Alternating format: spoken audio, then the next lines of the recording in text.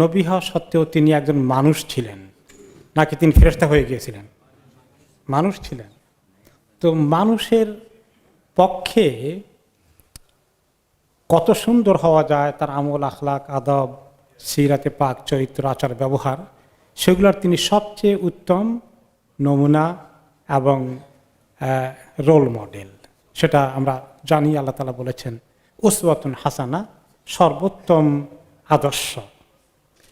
কিন্তু তার অর্থ এই নয় যে ওনার কোনো কোনো সময় একটু মিস্টেক হয়ে গেছে। তো এটাই প্রমাণ যে আল্লাহ তাআলা ওনাকে মানুষের লেভেলে রেখেছেন। কিন্তু কোনো সময় ওনার ভুল হয়েছে। ভুল মানে ভুল অর্থ গুনাহ নয়। গুনাহ হলো যে ব্যক্তি আল্লাহ তাআলা নাফরমানি করতে চায়, ছোট অথবা বড়, কিন্তু কোনো একটা জিনিস মনে নাই, ভুলে গিয়েছেন। এরকম ভুল কি নবীদের হতে পারে? ভুলে গেছেন, মনে নাই একটা কাজ, হতে পারে না? হতে পারে। তো এটা কি ওনাদের মানে কোনো ত্রুটি মনে করা হবে? না, এটা হিউম্যান উইকনেস, এটা হতে পারে, ভুলে যাওয়াটা অসম্ভব কিছু না। তো এই জন্য ওলামায়ে কেরাম এই চ্যাপ্টারটা আলোচনা করেছেন যে কেউ যদি মনে করে রাসূলুল্লাহ সাল্লাল্লাহু আলাইহি ওয়াসাল্লাম এমন পর্যায়ে পৌঁছে গেছেন, তিনি আর মানুষের লেভেলে থাকেননি, অন্য কিছু হয়ে গেছেন, এবং কোনো সময় ওনার যদি কোনো একটা মিস্টেক হয়ে যায়, তাহলে এটা অসম্ভব মনে করে, অথবা কেমনে এটা হলো, তিনি নবী, এটা তো হওয়ার কথা না, এরকম মনে করে বসে। অথবা কেউ মনে করে যে তিনি তো নবী, সবসময় তো এরকম ভালোই থাকবেন, ওনাকে তো আল্লাহ একেবারে এরকম করেই বানিয়ে রাখছেন। তো আল্লাহ যদি ওনাকে এরকম করে বানিয়ে রাখেন, তাহলে তো এটা আল্লাহর সমস্ত কুদরত হতে পারে। তো ওনার আর সেখানে কৃতিত্ব কি? উনি যে নিজে নেক আমল করে আল্লাহর কাছে এত বড় মর্যাদা হাসিল করছেন, তাহলে তো ওনার জন্য তো আর কিছু থাকলো না। তো আসলে উনি নিজের কষ্ট করে, চেষ্টা করে নিজের আমলকে এত উন্নত করেছেন, নিজের নাফসের সঙ্গে তিনি যুদ্ধ করেছেন, যাতে করে আল্লাহ তাআলা ওনাকে সর্বোচ্চ মর্যাদা দান করেন। কেউ যদি মনে করে বসে আল্লাহ ওনার এরকম বানিয়ে রাখছে, তো উনি এত ভালো হয়েছেন, তো তাহলে ওনার তো আর নিজের চেষ্টা কোথায় থাকলো তাহলে? তো এই সমস্যা বোঝার জন্যে আল্লাহ তাআলা ওনাকে দিয়ে কিছু মিস্টেক করিয়েছেন, যাতে করে আমরা বুঝতে পারি যে উনি অনেক দুইটা জিনিস। একটা হলো যত বড় মানুষই হোক, ভুল আল্লাহ তাআলার ইবাদত করার ক্ষেত্রে হয়নি, মানে আল্লাহ তাআলার সাথে কোনো গুনাহ করেননি তিনি, কিন্তু ওনার মনে থাকা না থাকা এই জাতীয় কিছু গুনাহ, বা গুনাহ নয়, সরি, ভুল হওয়া অসম্ভব কিছু না। দুই নম্বর, যে আমরা চেষ্টা করলে, কেউ যদি বলে দেয় যে আমার তো আল্লাহ এরকম করেই চেষ্টা করছে আর আমি কতদূরে ভালো হব, এটা কি ঠিক আছে? না, আমরা চেষ্টা করতে হবে। রাসূলুল্লাহ সাল্লাল্লাহু আলাইহি ওয়াসাল্লাম নিজে চেষ্টা করেছেন একদম সর্বোচ্চ মাকাম হাসিল করার জন্য। আমরা ওনার লেভেলে যাব না, কিন্তু চেষ্টা করলে একটু আমাদের অবস্থা উন্নত করতে পারবো। সেই জন্যই এই চ্যাপ্টারটা আজকে আসবে, যে তিনি মানুষ হিসাবে রয়ে গেছেন, মানুষ যেভাবে মাঝে মধ্যে মনে থাকে না, কিছু এরকম হয়ে যায়, এরকম ওনার হয়েছে। এবং হাদিসের দিকে যাওয়ার আগে, সিরাতের দিকে যাওয়ার আগে, কোরআনে পাকে এই বিষয়ে আল্লাহ তাআলা দুই একটি আয়াত আমরা শুনি। আল্লাহ তাআলা ওনাকে বলছেন যে আপনি বলে দেন, বাদ আউযু বিল্লাহি মিনাশ শাইতানির রাজিম, কুল ইন্নামা আনা বাশারুম মিসলুকুম, আপনি বলে দেন আমি তোমাদের মতোই মানুষ। তবে আমাদের মতো বলতে আর একটু বেশ কম পার্থক্য আছে। ইউহা ইলাই, আমার কাছে ওয়াহি করা হয়, নবুয়তের শান আমাকে দেওয়া হয়েছে, যেটা তোমাদের কাছে থাকবে না। আন্নামা ইলাহুকুম ইলাহু ওয়াহিদ, এই কথা তোমাদেরকে বোঝার জন্য, পৌঁছে দেওয়ার জন্য, বিশ্বাস করার জন্য যে ইলাহ একমাত্র আল্লাহ, তিনি এক আল্লাহ। ইলাহের মর্যাদা কয়জনের? একজনের, আল্লাহ। সেই জন্য আবার রাসূলুল্লাহ সাল্লাল্লাহু আলাইহি ওয়াসাল্লামকে এমন সম্মান, এত বেশি শান দেওয়া শুরু না করে যে আল্লাহর জায়গায় নিয়ে বসিয়ে দিয়েছেন।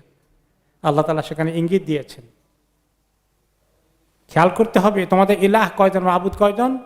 একজন। যে সমস্ত সিফাত আল্লাহর জন্য খাস আছে, ওই লেভেলের সিফাত কোনো সৃষ্টির হতে পারে না। আলিমুল গায়ব কে? আল্লাহ। নবী করিম সাল্লাল্লাহু আলাইহি ওয়াসাল্লাম আলিমুল গায়ব না। তিনি অনেক গায়ব সম্পর্কে আমাদেরকে বলেছেন, তাহলে তিনি বললেন কেমনে? আল্লাহ তাআলা ওনাকে জানিয়ে দিয়েছেন, সেই জন্য অ্যাডভান্স কিছু তিনি আমাদেরকে বলে গিয়েছেন। আর যেগুলো আল্লাহ তাআলা জানান নাই, সেগুলো কি তিনি বলতে পেরেছেন? পারবেন না। ওনাকে জিজ্ঞেস করা হয়েছে কিয়ামত কবে, তিনি কি বলেছেন? এটা তো আমি জানি না, সে তো শুধু আল্লাহ জানেন সেটা। তো তিনি গায়েব জানলে তো সেটা বলে দেওয়ার কথা ছিল যে 1000 বছর না 5000 বছর পরে কিয়ামত হবে, বলে যেতেন। তো এখানে কেউ কেউ আবার বাড়াবাড়ি করে ওনার শান নিয়ে, যে ওনাকে একদম আল্লাহর শানে নিয়ে পৌঁছে দিতে চায়। এভাবে কোরআনে পাকে যে উনি একজন মানুষ হিসাবে আছেন সেটা বলে দিয়েছেন। আমার মনে আছে এখন থেকে প্রায় 20-25 বছর আগে আমাদের এক মুসল্লি ছিলেন, নিয়মিত আসতেন, এখন আর নাই দুনিয়াতে, হয়তো বা আর দেখিনি, অনেক বছর হয়ে গেছে, কমপক্ষে 1 যুগ হয়ে যাবে। তো একদিন যখন আলোচনা হচ্ছিল নবী করিম সাল্লাল্লাহু আলাইহি ওয়াসাল্লাম, তিনিও একজন মানুষ, তিনি আশ্চর্য হয়ে গেলেন, আল্লাহ নবী মানুষ, অথচ আল্লাহ তাআলা কোরআনে বলেছেন তিনি মানুষ, কিন্তু সাধারণ মানুষ নন, তিনি একজন নবী। শুধু নবী নন, সমস্ত নবীদের সর্বোচ্চ পজিশন আল্লাহ তাআলা ওনাকে দান করেছেন। তার অর্থ তিনি এখনো মানুষের মর্যাদায় আছেন, নবীর মর্যাদার পাশাপাশি। কিভাবে ওনার কিছু জিনিস ভুলে যাওয়ার হয়েছে, সাহাবীরা কিছু হাদিস রিওয়ায়াত করেছেন। আব্দুল্লাহ ইবনে মাসউদ রাদিয়াল্লাহু আনহু বলেন, সাল্লা বিনা রাসূলুল্লাহ সাল্লাল্লাহু আলাইহি ওয়াসাল্লাম যুহর খামসান, একদিন তিনি আমাদের জোহর পড়ালেন, জোহর 5 রাকাত পড়ে ফেললেন, 5 রাকাত পড়ে নামাজ শেষ করলেন। তখন আমরা বললাম, সাহাবারা কয়েকজন, ইয়া রাসূলুল্লাহ আজিদা ফিস সালাহ, নামাজ কি আজকে থেকে 1 রাকাত বেশি হয়ে গেছে নাকি? জোহর কি 1 রাকাত বেশি হয়ে গেল? এখনো তিনি টার পান নাই, কি করেছেন? তিনি বলেন, ওমা যাকা, এটা বললা কেন, কি হয়েছে? ক্বালু সাল্লাইতা খামসান, আপনি তো 5 রাকাত পড়েছেন আজকে। তখন তিনি এবারে রিয়ালাইজ করলেন, তাই যদি হয়, আবার তিনি কিবলামুখী হয়ে পাকে সেভাবে নামাজের হালতে রেখে তিনি এই সঙ্গে সঙ্গেই সাজদা সাহু করে দিলেন। নামাজের মধ্যে অতিরিক্ত কাজ হয়ে গেছে, 1 রাকাত বেড়ে গিয়েছে, কি করতে হবে এখন? সাজদা সাহ লাগবে। ওয়াজিব মিস হয়ে গেলে, কোনো কাজ বেশি হয়ে গেলে কারেকশনের জন্য সাজদা সাহ করলেন। তারপর সালাম ফিরিয়ে দিলেন। সালাম ফিরিয়ে দিয়ে এইবারে তিনি সাহাবীদেরকে ক্লিয়ারিফাই করছেন। ওনারা কি ব্যাপার, আল্লাহ নবীর এটা মনে নাই নামাজের মধ্যে কেমনে 4 রাকাতকে 5 রাকাত পড়ে ফেললেন, আমরা মিস্টেক করতে পারি, আল্লাহ নবী কেমনি মিস্টেক করলেন, এটা প্রশ্ন তো আসতে পারে। তিনি পরিষ্কার করে বললেন সাহাবীদের দিকে ফিরে, ইন্নামা আনা বাশার, ইন্নামা আনা বাশারুম মিসলুকুম, আমি তোমাদের মতোই তো একজন মানুষ। আতাযাক্কারু কামা তাযকুরুন, আমারও মনে থাকে অনেক সময় যেভাবে তোমাদের মনে থাকে। ও আনসা কামা তানসাউন, আর কোনো কোনো সময় আমিও ভুলে যেতে পারি যেভাবে তোমরা ভুলে যেতে পারো, এটাই মানুষের স্বভাব। সালাম ফিরানোর পরে তিনি এটা ব্যাখ্যা করলেন। তারপরে বললেন, ফাইদা নাসিতু ফাযাক্কিরুনি, আমার ভুল হয়ে গেলে কিন্তু মনে করিয়ে দিও আমি ভুলে গেলে। ওয়া ইযা শাক্কা আহাদুকুম ফি সালাতিহি ফালাতাহাররা সাওয়াব, তোমাদের কারো যদি সন্দেহ হয়ে যায় কয় রাকাত পড়েছে, তাহলে যেটা ধরলে কম হবে না সেটাই ধরে নিও। অতঃপর যদি মনে হয় যে একটু বেশি হয়ে গেল কিনা সন্দেহ হয়ে যায়, তাহলে এটা ক্ল্যারিফাই করার জন্যে তুমি দুইটা সাজদা সহ দিয়ে দিবে। আরেকবার আরো একাধিকবার হয়েছে, তিনি আসর নামাজ 4 রাকাতের জায়গায় 2 রাকাত পড়েছেন। আরেকবার জোহরের নামাজটা 2 রাকাতের পরেই সালাম ফিরিয়ে ফেলেছেন। এরকম আবার হলো 2-3 বার। তো তখনও সালাম ফিরানোর পরে আসর পরে যখন তিনি শেষ করেছেন, তখন এক সাহাবী ছিলেন যুল ইয়াদাইন, ওনাকে বলা হয় 2 হাতওয়ালা সাহাবী। তো সব মানুষের তো 2 হাত থাকে, ওনার হাত দুটো একটু ছোট ছিল, সেই হিসাবে ওনাকে ওই 2 হাতওয়ালা বলা হতো, ওনার ওই ছোট হাতের দিকে ইঙ্গিত করে। তিনি উঠে বললেন, ইয়া রাসূলুল্লাহ আকুসিরাতি সালাহ, আসর নামাজকে আজকে থেকে শর্ট হয়ে গেল নাকি, কসর হয়ে গেল নাকি, 2 রাকাত হয়ে গেল? তিনি বলেন, কেন এটা বলা? বলে 2 রাকাত পড়ছেন। তিনি বলেন, সাহাবীদেরকে ঠিক নাকি, সে ঠিক বলছে? তাই তো আপনি 2 রাকাত পড়েছেন।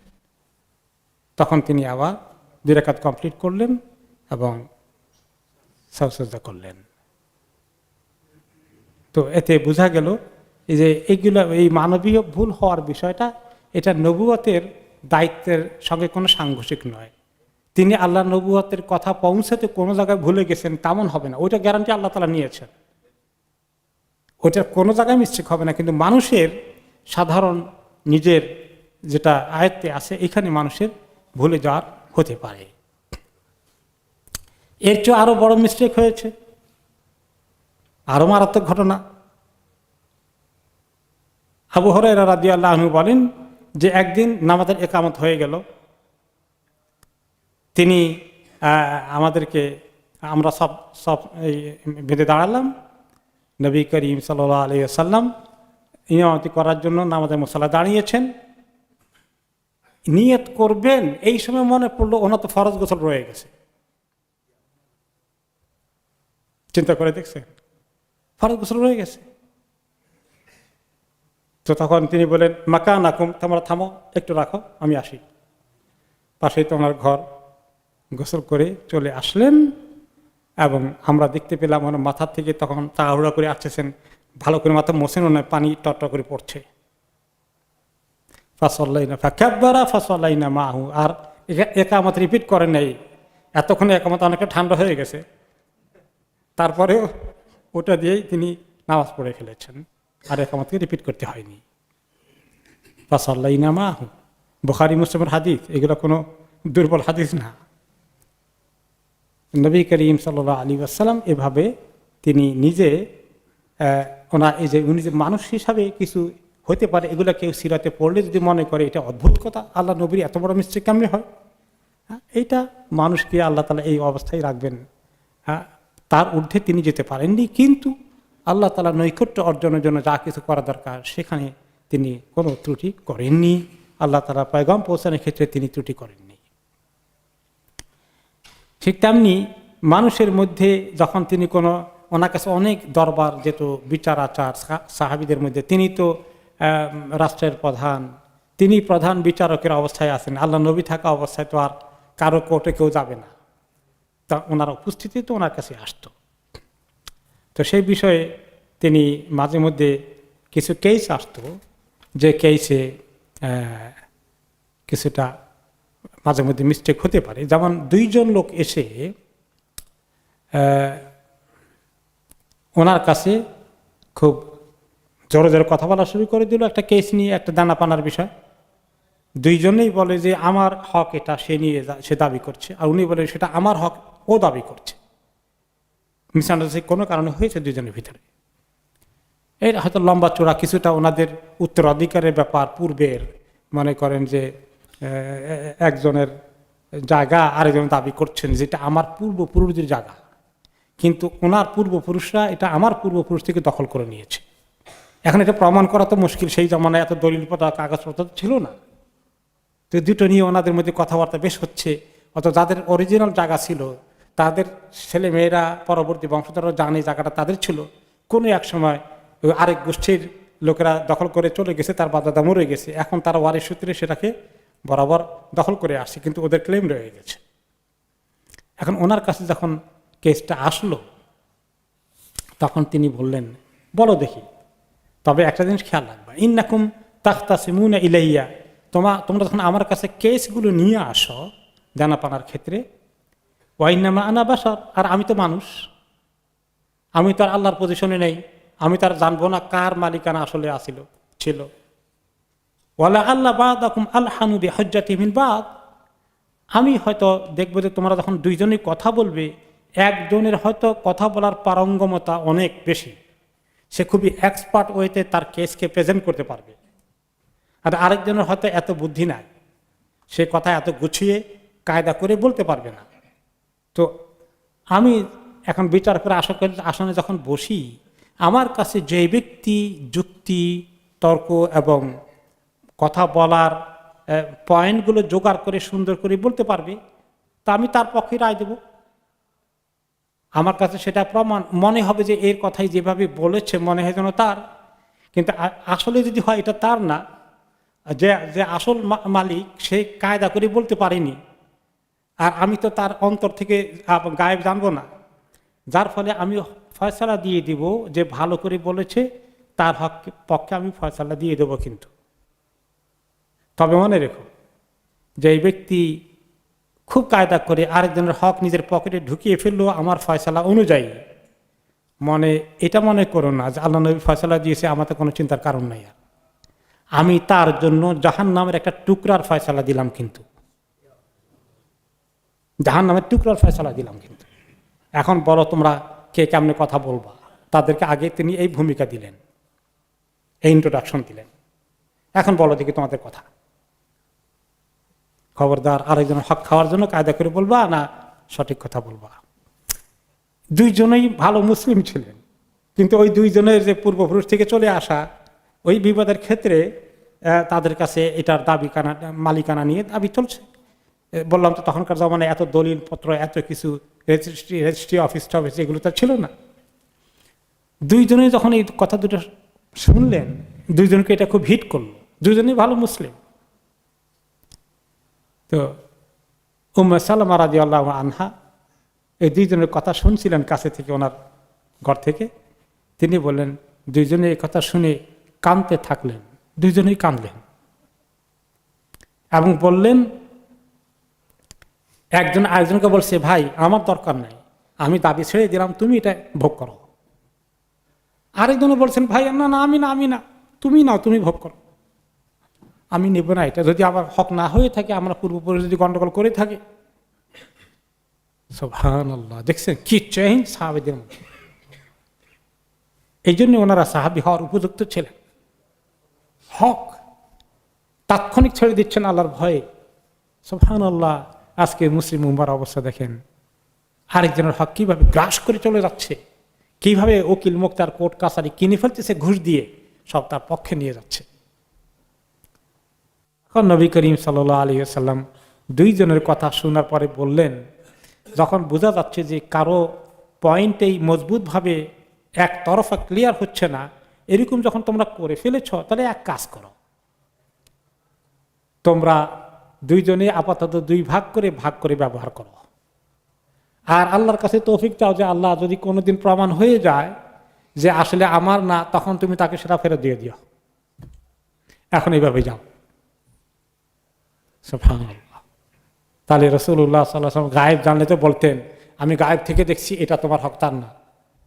হ্যাঁ, মানুষ হিসাবে তিনি এটা করেছেন।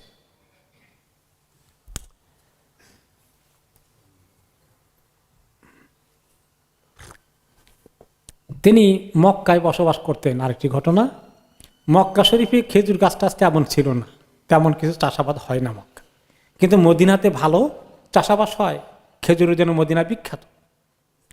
তো তিনি যখন মদিনায় আসলেন, দেখলেন সাহাবায়ে কেরাম কি করে, খেজুরের এই মৌসুম শুরু হওয়ার আগে ফলটা ধরার আখ্যান দিয়ে একটা কাজ করতে হয়, যে যখন প্রথম ইয়েগুলো আসে, ফুলের মতো আসে, তখন একটা হলো পুরুষ খেজুর গাছ, আর একটা হলো মাদি যেটাকে বলা হয়। হ্যাঁ, তো এই দুইটার মধ্যে ওখানকার পুরুষটার ফুলটা নিয়ে মহিলাটার সঙ্গে টাচ করে দিতে হয়, দিলে খেজুরের ফলনটা ভালো হয়। এটা মদিনার লোকদের এক্সপার্টিজম, তারা এটা করে আসছে।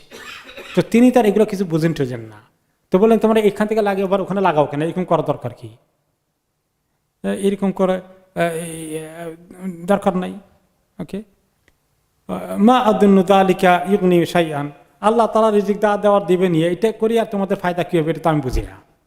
হ্যাঁ, এটার মধ্যে নিয়ে লাগাই দিলে বরকত, মানে ফসল ভালো হবে, এটা কি কাজ করবে নাকি? তিনি এটাকে প্রয়োজন মনে করলেন না।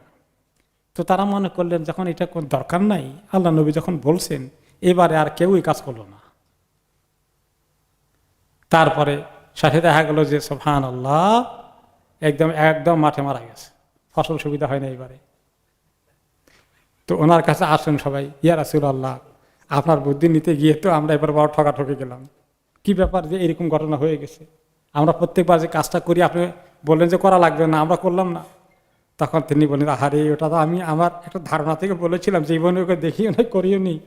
ওকে, তারপর ইন্নামা হুয়া যান্নুন, আমি যেটা বলেছিলাম এটা কোনো ওয়াহির কথা তো না, আমার ধারণা থেকে বলেছিলাম। ইনকানা ইউগনি শাইয়ান ফাসনাউ, আমার কথা যদি কাজে লাগতো তাহলে করে যেতা।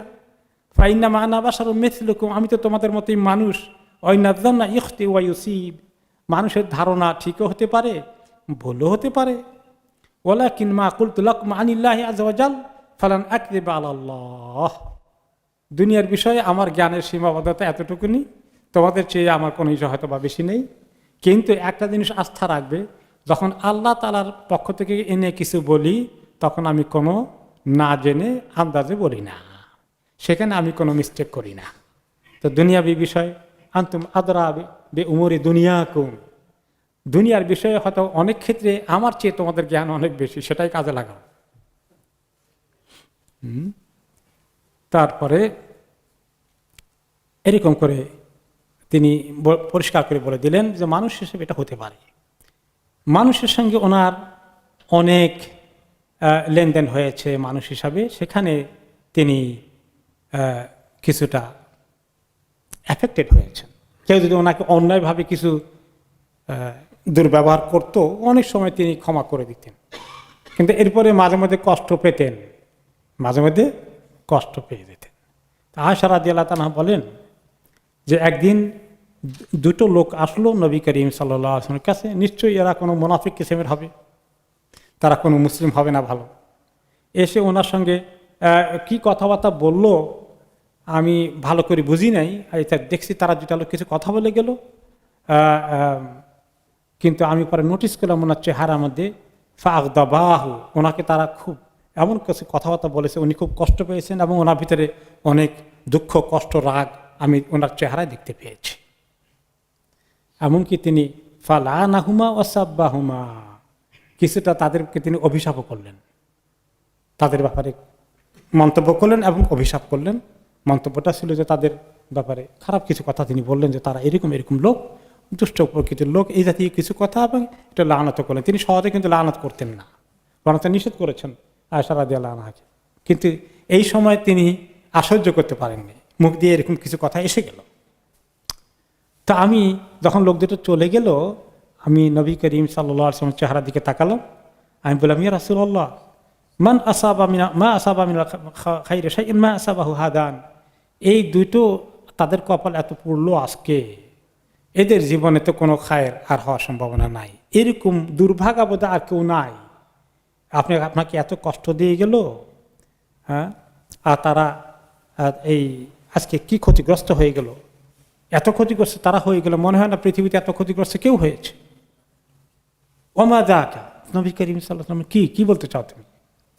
কুলতু লা আনতাহুমা সাবাবতাহুমা, আপনি তো তাদেরকে লানত করলেন আর তাদের ব্যাপারে কিছু এমন মন্তব্য করলেন যে যেটা মানে মোটেই ভালো মন্তব্য ছিল না আপনার, আপনি খুব খারাপ মন্তব্য করলেন তাদের ব্যাপারে। তো এখন এই আপনি তো এটা করেন না, এটা তো হয়ে গেল এখন।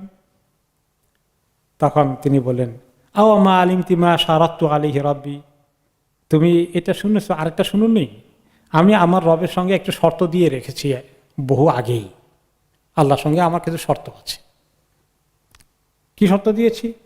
আমি বলেছি আল্লাহুম্মা ইন্নামা আনা বাশার, আল্লাহ আমি তো একজন মানুষ, ফাআইয়ুল মুসলিমাইনে লাআনতুহু আও সাবাবতুহু, কোনো মুসলিমকে যদি আমি কিছু লানত অভিশাপ করার মতো কথা বলি, ভৎসনা করি, তাদেরকে আমি যদি কিছু ধমক টমক দেই, কিছু বলে থাকি এরকম, ফাজআলহু লাহু যাকাতান ওয়া আজরান, তারা যদি আমার এই বকা শুনে, ধমক শুনে এবং আমার এই যে বদদোয়া করি এগুলা শুনে তারা যদি কষ্ট পায়, আল্লাহ আপনি এগুলা মুসলিম হলে তাদের উপরে কোনো অ্যাকশন নিয়েন না, বরঞ্চ এই যে তাদেরকে আমি একটু বকা দিয়েছি এগুলোর বিনিময়ে তাদের আল্লাহ পাক সাফ করে দেন আর তাদের অনেক নেকি বাড়িয়ে দেন। তাহলে তিনি মানুষ হিসাবে কষ্ট পেলে কিছু এরকম হয়ে যেত, কিন্তু ওনার একটা মহৎ শর্ত আল্লাহর সঙ্গে করে রেখেছেন যেন আল্লাহ তাআলা তাদেরকে মাফ করে দেয়, এর জন্য শাস্তি না দেন, এবং আল্লাহ এটা তাদের গুনাহ মাফের কারণ হয়ে যায়।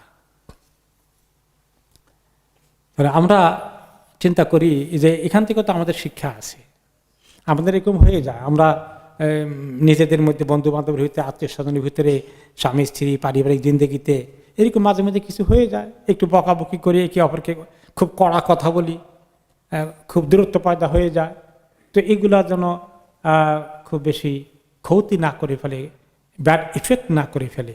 আসলে কাউকে বকাবকি করে ফেলেছিলাম, খুব করে বলেছি, ছোট ভাইকে, ছোট বোনকে, ছেলে মেয়েদেরকে বেশি বকাবকি করেছি, খুব বলেছি। তাহলে যেন আমরা একটু আল্লাহর কাছে মাফ চাই যে আল্লাহ তাকে মাফ করে দেন। সে যে আমি পিতামাতা হিসেবে আমাকে কষ্ট দিল, আল্লাহ আপনি তাকে মাফ করে দেন। স্বামীকে যদি কষ্ট দেয় মহিলা বকাবকি করে খুব বেশি, তাহলে তারও তো ক্ষতি হয়ে যাবে, কারণ স্বামীকে অনেক সম্মান করা দরকার। ইমাম ইবনে সিরিন রাহমাহুল্লাহর বিবি একদিন কিছু মহিলাদের সঙ্গে দেখা সাক্ষাৎ হলো। তো তারা তাদের নিজেদের আত্মীয় স্বজনের মধ্যে দেখলেন যে কিছু কিছু মহিলা তাদের স্বামীর সঙ্গে যেভাবে কথাবার্তা বলে কোয়াইট ডিসরেসপেক্টফুল হয়ে যায়, সম্মান বোধ কম থাকে, স্বামীকে যেভাবে সম্মান করা থাকে তার কমতি হয়ে যাচ্ছে। তো তারা একটু মানে ইয়াঙ্গার জেনারেশন আর কি, ইমাম ইবনে সিরিনের ওয়াইফের থেকে। তখন তিনি বলেন, তোমরা তোমাদের স্বামীদের সঙ্গে এভাবে কথা বলো? আমরা আমাদের স্বামীদের সঙ্গে কথা বলেছি আমাদের সময়ে, তাদেরকে আমাদের আমির মনে করতাম।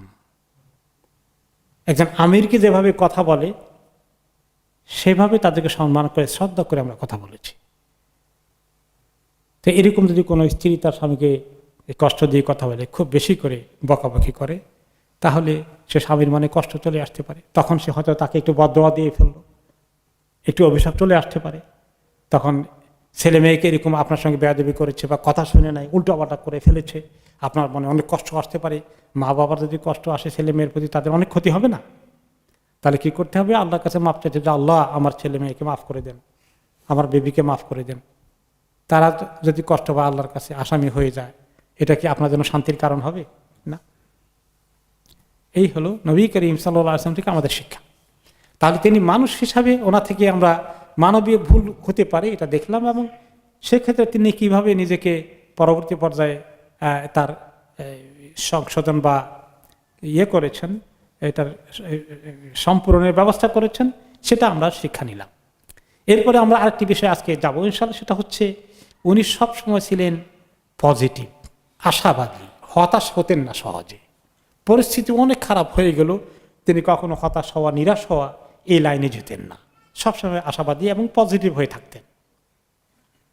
এই বিষয়ে অনেক কিছু ঘটনা আমরা সিরাতে পাক থেকে পাবো আমাদের জীবনে আশাবাদী হয়ে থাকার জন্যে। তার মধ্যে আরবদের মধ্যে একটা জিনিস ছিল, তারা এই বিভিন্ন লক্ষণ, কুলক্ষণ সুলক্ষণ দেখে চলতো অনেক বেশি। কুলক্ষণ সুলক্ষণ, ছোটকালে আমি পঞ্জিকা দেখেছি। আপনারা কেউ পঞ্জিকা পড়েছিলেন ছোটকালে? তখন তো ক্যালেন্ডার ছিল না, পঞ্জিকা ছিল। পঞ্জিকার মধ্যে এরকম বছরের পুরো ক্যালেন্ডার তো আছে, সূর্য কখন ডুবে কখন উঠে ইত্যাদি তো আছে, এর মধ্যে অনেক ইনফরমেশন আছে। তার মধ্যে বিভিন্ন দৈনন্দিন কাজের মধ্যে আপনার সুলক্ষণ কুলক্ষণের অনেকগুলো লিস্ট আছে। যেমন কেউ যদি বাড়ির থেকে বের হয়ে যায় আর পথে দেখে কোনো মহিলা পানি নেওয়ার জন্য খালি কলস নিয়ে আসছে, তাহলে যাত্রা নাস্তি। আর কলস যদি পুরো থাকে তাহলে যাত্রা শুভ। মনে আছে এগুলো? একটু একটু আমার মনে আছে। তো এরকম লক্ষণ দেখে দেখে আরবরা খুব চলতো। দিন আসার আগে শিরকের পৌত্তলিকতার ধর্মের মধ্যে এগুলোকে খুব করে তারা আমল করত, এবং এই আমলগুলো তারা করতে কিভাবে? যেমন একটা পাখি, যদি আপনি রাস্তা দিয়ে যাচ্ছেন, যদি হঠাৎ করে পাখিটা উড়ে আপনার সামনে দিয়ে বাম দিকে চলে গেল, তাহলে যাত্রা নাস্তি, এইখানে কুলক্ষণ দেখা দিয়েছে। আর পাখি যদি ডান দিকে উড়ে চলে যায়, তাহলে যাত্রা শুভ, গো আহেড। এরকম অনেক হয়েছে। তো এটা যখন চললো, তখন নবী করিম সাল্লাল্লাহু আলাইহি ওয়াসাল্লাম এবং এক সাহাবী বললেন, প্রশ্ন করলেন, তিনি বললেন, আত্মীয়ারাতু শিরকুন। এরকম করে বিভিন্ন রকমের কিছু যে বিভিন্ন কওমের মধ্যে আছে, এগুলো দেখে দেখে কুলক্ষণ সুলক্ষণ এগুলো মনে করা, এটা এক ধরনের শিরক। আত্মীয়ারাতু শিরক 3 বার করে বললেন। এরকম করে যাত্রা বাদ দেওয়া, নাস্তি হয়ে গেছে, এটা নেগেটিভ হয়ে যাবে, এটা যা করা ঠিক হবে না। আমরা অনেক সময় এরকম ঘরে থেকে বের হয়েছি, বের হওয়ার সঙ্গে সঙ্গে একটা খটকা লেগে পায়ের মধ্যে একটা পড়ে গেল, কেউ মাথার মধ্যে একটা গুতালা, এইগুলো কেবল এক জায়গায় রওনা করে দিয়েছি, সর্বনাশ, আজকে তো বোধহয় যাত্রা সুবিধা না। এরকম কিন্তু আমাদের একদম কমন হয়ে গেছে। এগুলো কিছুই করা যাবে না, এগুলোর সঙ্গে কিছুই নাই। এক সাহাবী বললেন, মুআবিয়া ইবনে হাকাম আস-সুলামি রাদিয়াল্লাহু আনহু বললেন, কুলতু ইয়া রাসূলুল্লাহ আনা হাদিসু আহদিন বিজাহিলিয়া, ইয়া রাসূলুল্লাহ আমি তো মাত্র অল্প কয়েকদিন আগে জাহিলিয়াতের মধ্যে ছিলাম, ইসলাম কবুল করেছি মাত্র কয়েকদিন হলো। ফাজা আল্লাহু বিল ইসলাম, আল্লাহ তাআলা আমাদের কাছে ইসলামকে নিয়ে এসেছেন, এখন তো ইসলাম শিখেছি বা শিখছি। কিন্তু আমাদের এলাকায়, আমাদের কবিলার মধ্যে যেটা প্র্যাকটিস দেখেছি, ওয়ানা রিজালান মিন্না ইয়াতাতায়্যারুন, আমাদের কবিতা অনেকেই এরকম ইয়াতাতায়্যারুন টিয়ারা করে, যে পাখি এদিকে উড়ে গেল তো লক্ষণ হবে, ওদিকে গেলে সুলক্ষণ হবে ইত্যাদি অনেকগুলো দেখে দেখে আমল করে। এগুলোর ব্যাপারে এখন এটা কি শরীয়তের সঙ্গে ঠিক আছে কিনা, আকীদার দিকে অসুবিধা আছে কিনা? তখন তিনি বলেন, যাকা শাইউন ইয়াজিদুনাহু ফি সুদুরহিম ফালা ইয়াসুদ্দান্নাহুম, এইরকম কোনো বিষয় তাদের অন্তরে যে খটকা লাগে, এই খটকার কোনো মূল্য আল্লাহর কাছে নেই, এগুলা কোনো ফ্যাক্টর নয়। এটা যেন কারো কোনো কাজ করতে তাকে আটকিয়ে না দেয়, তাকে থামিয়ে না দেয়, তাকে বাধা না দেয়, যাত্রা যেন বন্ধ না করে ফেলে। এরপরে আরেক লোক জিজ্ঞেস করলেন, ইয়া রাসূলুল্লাহ আমাদের অনেকেই গণকের কাছে গিয়ে করে, কাজটা করা ঠিক হবে কিনা? তিনি বলেন, না, খবরদার তাদের কাছে তোমরা যেও না। বরঞ্চ কেউ ভালো কথা বললে, পজিটিভ কথা বললে কোনো বিষয়ে, এটা তিনি খুব পছন্দ করতেন এবং পজিটিভ কথা বলা শোনা এটাকে খুব ভালো মনে করতেন। কোনো কাজ আপনি রওনা করে দিচ্ছেন, কোনো ব্যবসা শুরু করে দিয়েছেন, তো আপনি বললেন যে দোকান কোথায় দিয়েছেন? দোকানটা তো দিয়েছি অমুক জায়গায়।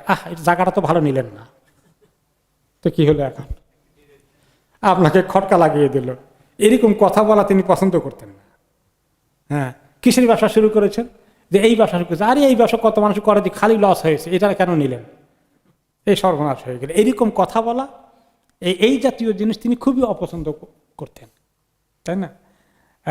তো তিনি বলতেন যে লা আদওয়া ওয়ালা তিয়ারা, যে একজন অসুস্থ হয়েছে তার কাছে গেলে তুমি অসুস্থ হয়ে যাবে এরকম চিন্তা করো না। একমাত্র প্যান্ডামিকের বিষয় আলাদা, এরকম কিছু ছাড়া আমার একজনের জ্বর হয়েছে, মাথা ধরা হয়েছে, অথবা একজনের পেটে ব্যথা হয়েছে, তার কাছে গেলে তাকে দেখতে গেলে আপনার পেটে ব্যথা হয়ে যাবে এরকম মনে করো না।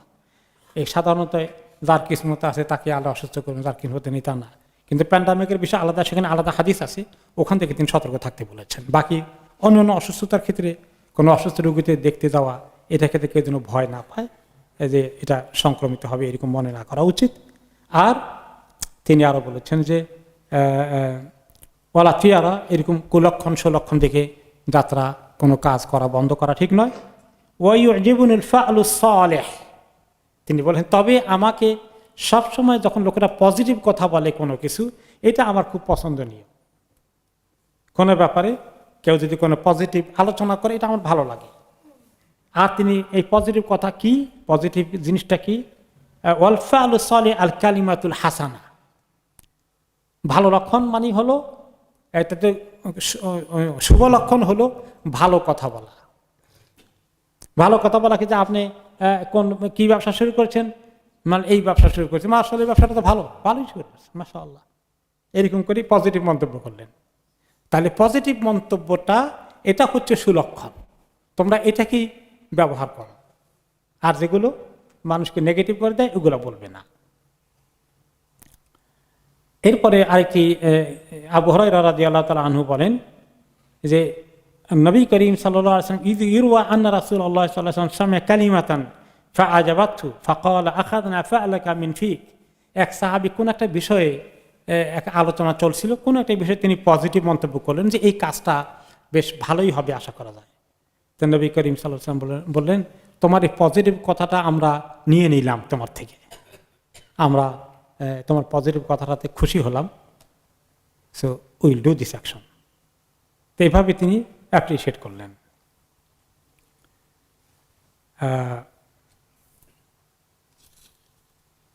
কিন্তু তার অর্থ এই নয় যে কোনো একটা ভালো কাজে তিনি যখন নামেন তখন সেখানে যদি কোনো কিছু অনেক সময় খুব চ্যালেঞ্জিং হয়ে যায়, পজিটিভলি তিনি গিয়েছেন, কিন্তু সেখানে খুব চ্যালেঞ্জ হয়েছে, তাহলে সেটাতে কিছু করার নাই। আপনার চিন্তা ভাবনা করে আপনি গিয়েছেন, পজিটিভ কথাবার্তা বলা হয়েছে, এরপরে যদি সেখানে গিয়ে ওই কাজটা করে ক্ষতিগ্রস্ত হয়ে যায় কেউ, তাতে কিছু অসুবিধা নাই। কারণ আমরা তো আল্লাহ তাআলা আমাদেরকে ভালো দিয়েও পরীক্ষা করেন, মন্দ দিয়েও পরীক্ষা করেন। ভালো দিলে যখন মুমিনের ভালো কিছু ঘটে যায়, ব্যবসা বাণিজ্য শুরু করেছে, ভালো হয়েছে, এই যে আতাবাতুসাররা উনসাকার, তখন সে খুব খুশি হয়ে যায়, ভালো অনেক ইনকাম হচ্ছে, আল্লাহ শুকর আদায় করে। তা আল্লাহ শুকর আদায় করার কারণে তার জন্য আরও নেকি যোগ হয়ে যাচ্ছে। আর ওই যে আসাবাতু দররা উনসাবার, আর যখন কোনো একটা কাজ শুরু করলো, ভালো মনে করেই করেছে, কেউ কেউ ভালো বলেছিল, কিন্তু দেখা গেল কাজটা একটু সুবিধা হয়নি, কাজটা ছেড়ে দিতে হলো, দোকানটা বন্ধ করে দিতে হয়েছে। তো এই জন্য খুব আফসোস করে না, সে সবর করে না। আমার আল্লাহ তাকদিরের ফয়সালা, ভালো মন্দ দুটোর উপরে ঈমান রাখতে হবে। আল্লাহর পক্ষ থেকে এসছে, পরীক্ষা সুবিধা হয় না, আলহামদুলিল্লাহ, আমি আল্লাহর ব্যাপারে কোনো অভিযোগ করব না যে আল্লাহ আমি তো ইস্তেখারা করে নামছিলাম, আমার এরকম কপাল পড়লো কারণে, এই অভিযোগ করব না, তাই না? এটা করা ঠিক নয়। তিনি নবী করিম সাল্লাল্লাহু আলাইহি সাল্লাম এই ব্যক্তিগতভাবে এরকম করে তিনি সুন্দর কথাবার্তা, পজিটিভ থাকা, মাইন্ডের মধ্যে নেগেটিভ না থাকা, কোনো ঝামেলা হয়ে গেলে, কোনো সমস্যা হয়ে গেলে, মানে কোনো নেগেটিভ কথা বলে মানুষকে দমিয়ে না দেওয়া, মানুষকে হতাশ করে দেওয়ার মতো কোনো কাজ করা ঠিক না। মানুষকে হতাশ করে দেওয়ার মতো কোনো কাজ করা ঠিক না। আরেকটি হাদিসে তিনি বলেছেন ওকে, যে ব্যক্তি বলল কোনো সময় হালাকান নাস, আরে আল্লাহ, দুনিয়ার মধ্যে এমন মুসিবত হয়ে গেছে, সব মানুষ হালাক হয়ে গেল, যে এরকম ঘটনা ঘটেছে, এরকম কাণ্ড হয়েছে, এদের আর কোনো উপায় নাই, এই সবগুলো এখন বরবাদ হয়ে যাবে, এই সব কিছু শেষ হয়ে যাবে, দুনিয়াটা শেষ হয়ে গেল, এইরকম কথাবার্তা যে ব্যক্তি বলে, সেই ব্যক্তি লোকদেরকে আসলে সবার আগে শেষ করলো।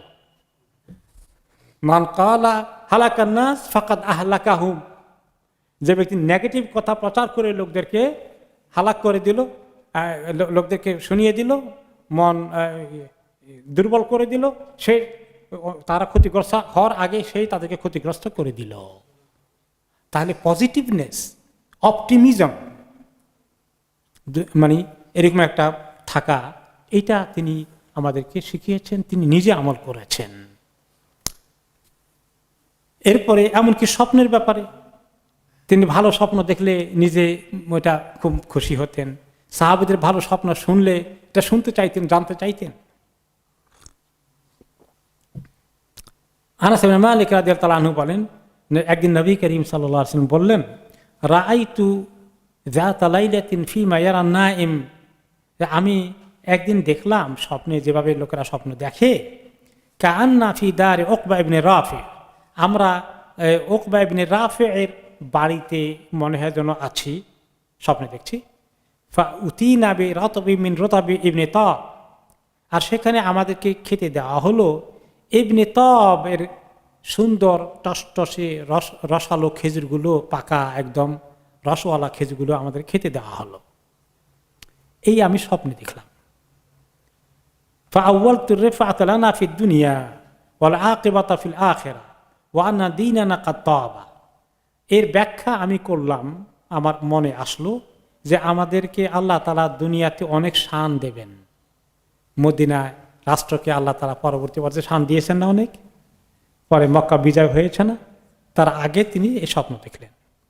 আর যে আল্লাহ তাআলা আমাদেরকে আখিরাতেও সমস্ত কল্যাণ দান করবেন এবং আমাদের দিনকে আল্লাহ তাআলা সেভাবেই কবুল করে ফেলেছেন। আমাদের দিন আল্লাহর কাছে পাক পবিত্র হিসাবে কবুল হয়ে আসে এবং এই দিন একদিন দুনিয়াতে প্রতিষ্ঠিত হয়ে যাবে। ঠিকই তারপরে তো ওনার জিন্দিগির শেষ দিকে আল্লাহ তাআলা নাযিল করেছেন, আল ইয়াউমা আকমালতু লাকুম দীনাকুম ওয়া আতমামতু আলাইকুম নি'মাতি ওয়া রাদিতু লাকুমুল ইসলাম দীনা। এই আয়াত নাযিল হওয়ার বেশ আগে তিনি ওই স্বপ্ন দেখেছিলেন কিভাবে আল্লাহ তাআলা এই দিনকে বিজয় দিবেন এবং কিভাবে মদিনা এবং মুসলমানদের শানকে আল্লাহ তাআলা কত উপরে উঠাবেন। তারা ওনার জীবদ্দশা শুরু হয়েছে, বিশাল দুটো সাম্রাজ্য, পারস্য সাম্রাজ্য, রোমান সাম্রাজ্য সারকার হয়ে গেল, ইসলামের আন্ডারে চলে আসলো। এই স্বপ্ন ওনাকে দেখে তিনি খুব খুশি হয়েছিলেন। এই স্বপ্ন সম্পর্কে তিনি আরো বলেছেন, আর রুইয়া সালাত, স্বপ্নগুলো 3 প্রকার। ফাবশরা মিনাল্লাহ, অনেক স্বপ্ন আছে আল্লাহর পক্ষ থেকে সুসংবাদ। এটার উপরে আমাদের একদিন খুতবা ছিল যে নবুয়তের 43 ভাগের 1 ভাগ হচ্ছে বা 46 ভাগের 1 ভাগ হচ্ছে সুস্বপ্ন। তো এই অনেক সুস্বপ্নগুলো আল্লাহর পক্ষ থেকে সুসংবাদ। ও হাদিসুন নফস কিছু আছে মনের ভিতরে কোনোদিন মানে ঘুরছিল, ওইটাই আসে, ওইটা হয়তো এত জরুরি কিছু না, ওটার দিকে এত নোটিস নেওয়া দরকার নাই। এরকম স্বপ্নের লোকেরা বেশি দেখে সাধারণত। ও তাখফীফু মিনাশ শাইতান, আর 3 নম্বর হচ্ছে শয়তান কোনো সময় খুব হরবল কিছু বিপজ্জনক স্বপ্ন দেখায়, ওগুলাকে ইগনোর করা, ওগুলো আলোচনা না করাই ভালো। ফা ইন রাআ আহাদুকুম রুইয়া তু'জিবুহু ফালিয়াকুস ইন শাআ, তোমাদের কেউ যদি ভালো স্বপ্ন দেখে তাহলে এটা বলতে পারে বিশ্বস্ত লোকদের কাছে, শুভাকাঙ্ক্ষীর কাছে বলুক। ওয়া ইন রাআ শাইআন ইয়াকরাহুহু ফালা ইয়াকুসু আলা আহাদ, যেটা দেখেছে তার কাছে খারাপ লেগেছে, একটু ভয়ের কারণ হয়েছে, আশঙ্কা হচ্ছে, সেটা কারোর কাছে বলবে না। ওয়ালিয়াকুম ইসাল্লি, এর শারারত থেকে, এর ক্ষতি থেকে আল্লাহর কাছে পানা চাইতে বরঞ্চ একটু কয়েক রাকাত নামাজ পড়ে ফেলুক। এরপরে আমরা দেখি নবী করিম সাল্লাল্লাহু আলাইহি ওয়াসাল্লাম কোনো সবসময় পজিটিভটা খুঁজতেন। ওকে,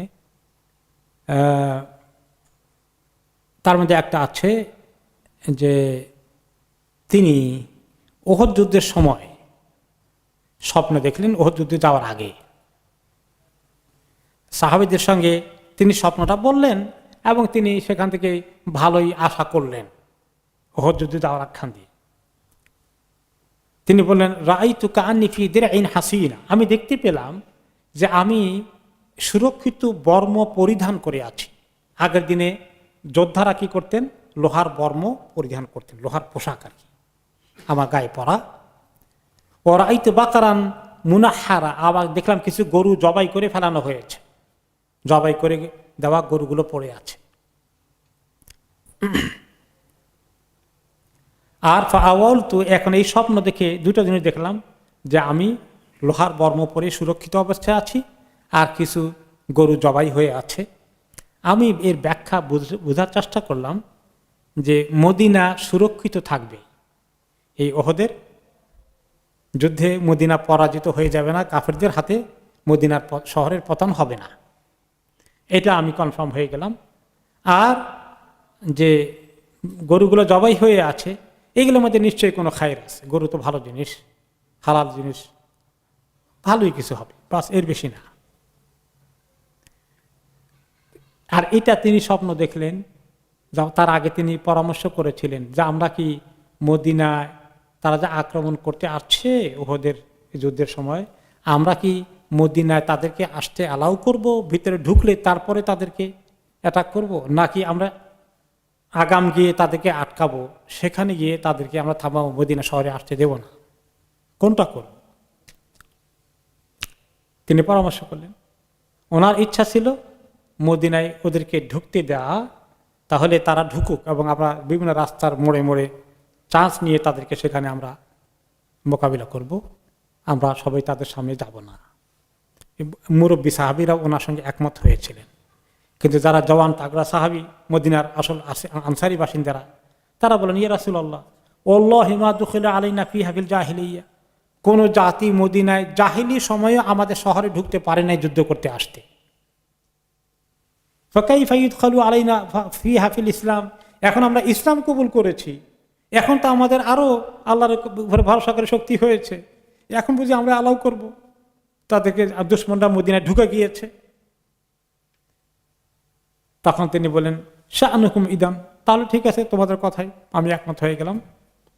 ফালাবিসা লামাতাহু, তিনি তার যুদ্ধের বর্ম পরিধান করে রেডি হয়ে গেলেন, চলো এবার আমরা বাইরে গিয়ে মোকাবিলা করব। তো ওনারা বললেন ইয়া নবী আল্লাহ, কিছু কিছু সাহাবীরা মুরব্বীরা বললেন জওয়ান ছেলেরা, তোমরা আল্লাহ নবীতে আসলে চেয়েছিলেন মদিনা থাকতে, ওদেরকে ঢুকতে দিতে, তোমরা সিদ্ধান্ত পাল্টিয়ে দিলে। তো তারা বললেন ইয়া রাসূলুল্লাহ, আবার আসলেন, আপনার কাছে ক্ষমা চাই, শাআনুকা ইদান, আপনি যেটা সিদ্ধান্ত নেবেন সেটাই, আমরা ইনসিস্ট করছি না। তিনি বলেছেন না, আল্লাহ নবী যখন বর্ম পরিধান করে রেডি হয়ে গেছে আর পিছপা হবে না, তাওয়াক্কুল আল্লাহ, সামনের দিকে যাও। তিনি পিছান নাই। তাহলে তিনি পজিটিভলি নিয়েছেন। ওই যে গরু জবাইয়ের বিষয়টা, এইটা পরবর্তী পর্যায়ে তার ব্যাখ্যা হয়েছে, এই যে অনেক সাহাবী শহীদ হয়ে যাবেন। এবং ওহদে 70 জন সাহাবী শহীদ হয়েছে। কিন্তু তিনি এই স্বপ্নের তখন উল্টা ব্যাখ্যা করেন নাই, মানে ওই ব্যাখ্যাটা করেননি। তিনি বলেছেন আল্লাহর বাকরা হুয়া আল্লাহি খায়র, গরু জবাই করে দেখছি নিশ্চয়ই এর মধ্যে খায়র আছে। খায়র নাই? আছে। এই 70 জন সাহাবী কোথায় যাবেন? জান্নাতে যাবেন শহীদ হয়ে। তো এটা কি লস হয়েছে নাকি? মোটেই না। কিন্তু তিনি যদি ওই স্বপ্ন দেখে একটা ব্যাখ্যা করতেন নেগেটিভ, যে তো অনেক সাহাবী শহীদ হয়ে যাবে, কি করা যায়, তাহলে তো উনি পজিটিভলি নিয়েছেন, নেগেটিভলি নেননি। তিনি সবসময় খুবই আশাবাদী, পজিটিভ। আরেকটি এক্সাম্পল আসছে, এমনকি নামগুলো শুনলেও নামের মধ্যে কোনো নেগেটিভ থাকলে তিনি পছন্দ করতেন না, নামটাও যেন পজিটিভ হয়। তিনি বললেন, একজনকে দেখা হলো যে তার নাম কি, ওকে, এক মহিলার নাম হলো আসিয়া। আসিয়া মানে ওই ফেরাউনের স্ত্রী যে আসিয়া সিন দিয়ে, সেটা না। আসিয়া সাদ দিয়ে হলো নাফরমান। আসা মানে যে গুনাহ করে, আসিয়া গুনাহগার। তিনি বললেন এটা একটা নাম হলো নাকি? নাম পাল্টিয়ে দিলেন, তুমি এখন থেকে আসিয়া না, এখন থেকে তোমার নাম জামিলা, সুন্দরী, ভালো। আরেকজন আসলো, জিজ্ঞাসা নাম কি? নাম হলো হাজান। হাজান মানে খুব কঠিন, ভেরি হার্ড। তিনি বলেন যে তার উল্টা রাখো, তোমার নাম সাহাল, ইজি, সহজ। তোমার নাম এখন থেকে সাহাল, সাদ না। এরপরে আর হাদিসে এসেছে, আরেক সাহাবীকে বললেন, মা ইসমুকা, তোমার নাম কি? কলা আনা আসরাম। আসরাম মানে যে সব কিছু কেটে ফেলে। তিনি বললেন, না, বাল আনতা জোরআহ, তুমি হলো, তোমার নাম হলো কৃষি, মানে জোরআহ। তো জোরআহ ওই যারা থেকে, যারা মানে কৃষিকাজ। আর আসরাম যে কেটে ফেলে, যে সব কিছু গাছপালা কেটে ফেলে, সেটা নাম না রেখে যখন গাছপালা ফসল বাড়ে তার নাম জোরআহ রেখে দিলেন। এরপরে আরেকজনের নাম কি জিজ্ঞেস করলেন, তার নাম হলো গোরাব। গোরাব মানে কাক, ক্রো। তিনি বললেন, লা বাল মুসলিম, তোমার নাম হলো মুসলিম। এভাবে তিনি প্রত্যেকটি ওয়ার্ডকে পজিটিভ ওয়ার্ড নিয়ে এসেছেন, তাই না? যেটার মধ্যে এই মানে আশা, ভালো, কোনো হতাশা নেই, কঠিন কিছু নেই, ইজি আছে, এইরকম নামগুলো তিনি চুজ করেছেন। এমনকি মানুষ নয়, শুধু জায়গার নামও পাল্টিয়েছেন তিনি। এক জায়গার নাম আছে মদিনা থেকে একটু দূরে, নাম হলো আফরাহ। আফরাহ মানে এমন পাথুরে জায়গা যেখানে কোনো ঘাসও জন্মে না, উঠে না, একেবারে শক্ত কালো হয়ে গেছে, এরকম পাথুরে জায়গা। তিনি ওই নামকে পাল্টিয়ে দেন, না আফরা না, এই জায়গার নাম হবে খাদরা, সবুজ শ্যামল। এই জায়গার নাম রেখে দাও শ্যামল, শ্যামলী। আমাদের শ্যামলী আছে ঢাকায়, এক জায়গার নাম। হ্যাঁ, এরপরে আরেক জায়গার নাম আছে সে আবু দলালা, হারিয়ে যাওয়ার উপত্যকা, যেখানে গেলে মানুষ হারিয়ে যায়। তিনি নাম দিলেন সে আবুল হুদা, যেখানে গেলে গাইডেন্স পাওয়া যায়। এটা নাম হলে এখন থেকে সে আবুল হুদা, সে আবু দলালা না। এমনকি কোন পুরো কবিরের নাম পাল্টিয়ে দিয়েছে। হ্যাঁ, এক কবিরার নাম ছিল বানি মাগউইয়া। মাগউইয়া গেওয়ায়াতে, গেওয়ায়া মানে হলো বিভ্রান্ত লোকদের কবিরা। পাল্টিয়ে দিলেন, বললেন যে বনি রাশদাহ, যেখানে গেলে হেদায়েত পাওয়া যায়, হেদায়েতওয়ালাদের কবিলা। এরপরে আরেকদিন তিনি যে কোনো মানুষের নামের থেকেও পজিটিভ খুঁজে নিতেন।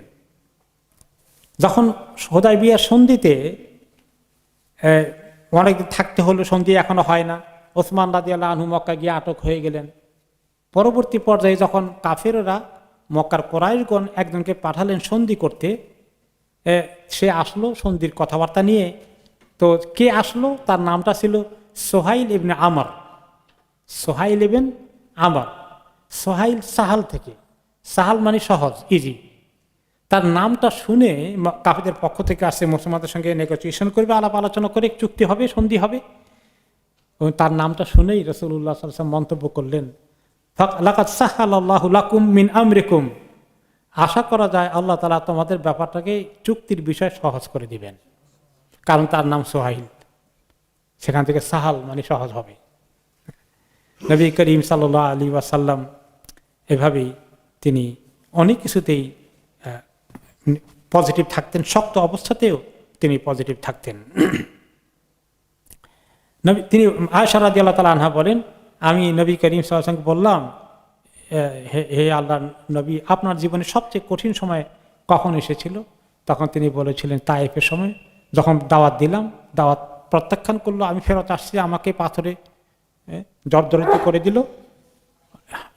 আল্লাহ, ওই সময়টা আমাদের খুব কঠিন সময় ছিল, বেহুঁশ হয়ে পড়ে গেলাম, রক্তাক্ত হয়ে গেল শরীর। ওই সময় যখন জিবরিল আলাইহিস সালাম দুই পাহাড়ের ফেরেশতা নিয়ে আসছিলেন, ইয়া রাসূলুল্লাহ, দুইজনকে নিয়ে এসেছি, আপনি চাইলে আল্লাহ তাআলার হুকুমে দুই পাহাড় দিয়ে তাদেরকে এখনই শেষ করে দেওয়া হবে, একদম মাটি চাপা দিয়ে সমস্ত শেষ করে দেওয়া হবে। তখন তিনি পজিটিভ ছিলেন। আমি এখনো পজিটিভ আছি। এদের কিসমতে যদি হিদায়াত না ঘটে থাকে, তাদের ছোট বাচ্চাগুলো, পরবর্তী বংশধর, এরাও হলেও একদিন ইসলাম কবুল করবে, কাজে এদেরকে হালাক করে দিও না। আর ঠিকই ওনার জীবদ্দশায় তায়েফবাসী এক পর্যায়ে আমরা সিরাতে পাকে শুনেছি, তারা ইসলাম কবুল করে ফেলেছে দুর্ধর্ষ জাতির। তো আমরা শেষ করে দিচ্ছি আর 2-1 মিনিট। ওকে, নবী করিম সাল্লাল্লাহু আলাইহি ওয়াসাল্লাম কাছে আসলেন ওনার আরেক সাহাবী হাতেমে তাইর ছেলে আদি ইবনে হাতেম। হাতেম তাই নাম শুনছেন তো? আরবদের অনেক বড় লিডার ছিলেন এবং খুব দানশীল ছিলেন। তো ওনার ছেলে আদি ইবনে হাতেম, তিনি খ্রিস্টান হয়ে গিয়েছিলেন, পরে তিনি ইসলাম কবুল করলেন।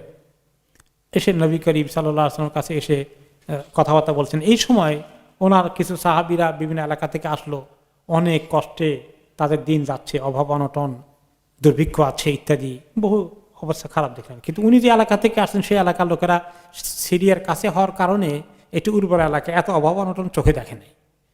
তো এদিকে অনেক অভাব অনটন, তো বিভিন্ন রকম কথাগুলো বলল। তো আদি দেখলো যে এই যে যারা সাহাবী আছে, এরা অনেকেই তো আসলে তাদের থেকে অনেক দুরবস্থায় আছে। তো এই দিনটা এত ভালো হলে তো এদের অবস্থা আরো ভালো হওয়ার কথা ছিল, মনে মনে একটু ভাবছে এরকম। নবী করিম সাল্লাল্লাহু আলাইহি ওয়াসাল্লাম ওনার চেহারা দেখে বুঝতে পারছেন যে সে মনে হচ্ছে যে এই দিনের মধ্যে খায়ের থাকলে তো এরা ভালো হয়ে যেত, এতদিন ধনী হয়ে যাওয়ার কথা। তিনি বললেন, ইয়া আদি হাল রাআইতাল হিরা, আদি তুমি কি হিরা শহর দেখেছ? ইরাকের একটি শহর, তখন খুব নাম করা শহর ছিল হিরা শহর। বলে, দেখেছি ইয়া রাসূলুল্লাহ, এটা ইরাকে। তিনি বললেন, তোমার হায়াত যদি লম্বা থাকে তাহলে তুমি দেখবে একদিন একজন মহিলা হিরা এলাকা থেকে কাবাতে আসবে, লা তাখাফু আহাদান ইল্লাল্লাহ, সেখানে এত নিরাপত্তা দেখতে পাবে যে আল্লাহ ছাড়া কাউকে ভয় করবে না। একটা মহিলা এ পর্যন্ত থাকবে। ওই আর সাহাবীরা কমপ্লেন করেছিল যে আমরা দূর থেকে আপনার কাছে আসতে গেলে রাস্তাঘাটে অনেক পকেট মার আছে, আমাদেরকে যান নিয়ে টানাটানি শুরু হয়ে যায় ইত্যাদি, নিরাপত্তাহীনতায় আসি। তিনি তখন বললেন যে ইসলাম কায়েম হতে যাচ্ছে, একদিন সারা পৃথিবীতে এত নিরাপত্তা আসবে, শুধু আরব দেশে এখানে হিরা থেকে পর্যন্ত এদিকে যখন মক্কায় আসবে এত নিরাপত্তা থাকবে ইসলাম কায়েম হলে। তারপরে আরো বললেন তিনি, আদি বলে, ওনার কথা শুনে আমি মনে মনে খালি একটা বলি, সাহস করে বললাম না মিতে, আমি বললাম যে ফিমা বাইনি অবাইনা নাফসি ফাইনা দুআর তাই, কাজে ওখানে থেকে হীরা থেকে মক্কায় আসতে হলে আমাদের পাশের কবিলা যে তাই আছে, তয়ের উপরে দিয়ে আসতে হবে, কবিলা পার হওয়া লাগবে। আর আমি তো জানি ওইখানে তই কবিলার মধ্যে চোর কতগুলো আছে, খালি পথিকে সব নিয়ে যায়। উনি বললেন তা ওখান থেকে আসবে, এই কবিলা পার দিয়ে এখানে যাবে, কোনো নিরাপত্তার অভাব হবে না। আমার মনে বুঝতেছে না কিছু, আমি তো চোর এগুলার চিনি, কাউকে ছাড়ে না। তো নবী করিম সাল্লাল্লাহু আলাইহি ওয়াসাল্লাম টের পেলেন যে সে চিন্তা করছে। তিনি বললেন, শোনো, ওয়ালা ইনতাবাদ বিকা হায়াতুল লাতু তাহান্না কুনুজ কিসরা, তোমার হায়াত থাকলে আর একটু বললে দেখবে যে কেসরার সমস্ত সম্পদ মুসলমানরা বিজয় করে অর্জন করে ফেলেছে। তিনি বললেন, কিসরা ইবনে হরমুজ, কিসরা ইবনে হরমুজ, তার কথা বলতেছেন আপনি, এই পারস্য সম্রাটের কথা? তিনি বললেন, হ্যাঁ, পারস্য সম্রাট কিসরা ইবনে হরমুজ, তা তোমার হায়াত যদি থাকে তাহলে দেখবে যে তার সম্পদের বিশাল কোষাগার মুসলমানরা বিজয় করছে, এবং এই সম্পদ নিয়ে তারা দেওয়ার জন্য মানুষ খুঁজে পাচ্ছে না। সমস্ত মানুষকে আল্লাহ তাআলা এত সম্পদ দিয়ে ধনী বানিয়ে দিবেন, ইসলাম বিজয় হয়ে এত শান্তির পৃথিবীতে আসবে। পরবর্তী পর্যায়ে আদি ইবনে হাতেম ভালো মুসলিম হয়েছেন।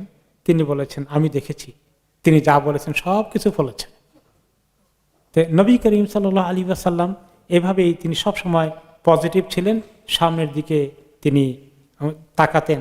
বর্তমান পরিস্থিতির দুরবস্থা ওনাকে কাহিল করে ফেলত না, নেগেটিভ হয়ে তিনি মুশড়ে যে পড়তেন না, তিনি বরঞ্চ আগামীর দিকে তাকিয়ে বর্তমান পরিস্থিতিকে মোকাবিলা করে যেতেন। নবী করিম সাল্লাল্লাহু আলাইহি ওয়াসাল্লাম এই জন্য বললেন যে হাদিসটা, যে লা বা'স তুহুর, একটা লোককে যখন বললেন অসুস্থ লোকটাকে তিনি বললেন, একটা বেদুইন ছিল, তাকে বললেন যে কেমন আছো, কি অবস্থা? সে বলল যে শরীর খুবই খারাপ।